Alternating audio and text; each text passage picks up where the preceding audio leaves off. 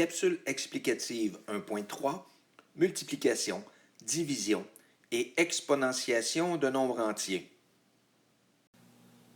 Pour multiplier des nombres entiers, la règle des signes me dit que le produit de deux nombres entiers de même signe est positif. Donc, si je fais la multiplication de 8 par 6, la réponse sera positive. Et si je fais la multiplication de négatif 3 par négatif 7, la réponse sera aussi positive.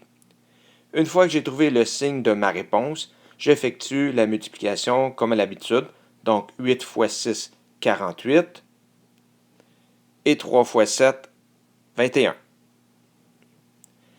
La loi des signes me dit aussi que le produit de deux nombres entiers de signes contraires est négatif.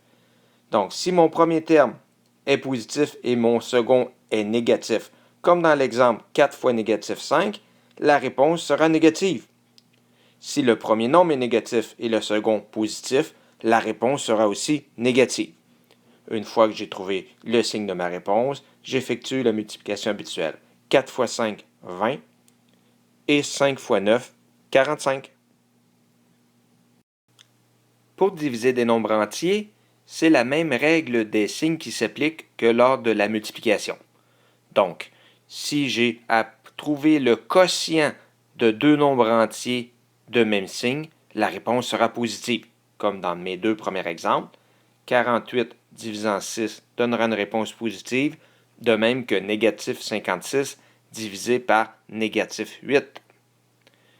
Il ne me reste qu'à faire la division, donc 48 divisant 6 me donne 8, et 56 divisant 8 me donne 7. Si mes deux nombres entiers, au départ, ils sont de signes contraires, alors le quotient sera négatif. Comme dans l'exemple 90 divisé par négatif 9, la réponse sera négative, de même que pour le numéro 4, négatif 72 divisant 12. Les réponses finales donneront donc négatif 10 pour l'exemple 3 et négatif 6 pour l'exemple 4. Comme l'exponentiation représente en fait une multiplication répétée, on peut appliquer la même règle des signes que lors d'une multiplication. De plus, pour éviter toute confusion, lorsqu'on veut placer un nombre négatif avec un exposant, nous mettrons celui-ci entre parenthèses. Par exemple, dans l'exemple 1, j'ai bien négatif 3 que l'on a placé au carré, et dans l'exemple 3, j'ai bien négatif 2 que l'on veut mettre au cube. Ceci nous permettra d'éviter toute confusion avec les opposés, comme par exemple au numéro 2, j'ai bien l'opposé du carré de 3, et au numéro 4, j'ai bien l'opposé du cube de 2. Alors, voyons voir les distinctions qui vont s'appliquer. Dans le premier cas, j'ai bien négatif 3 que j'ai mis au carré, donc négatif 3 multiplié par lui-même donnera 9. Dans le deuxième cas, j'ai l'opposé du carré de 3.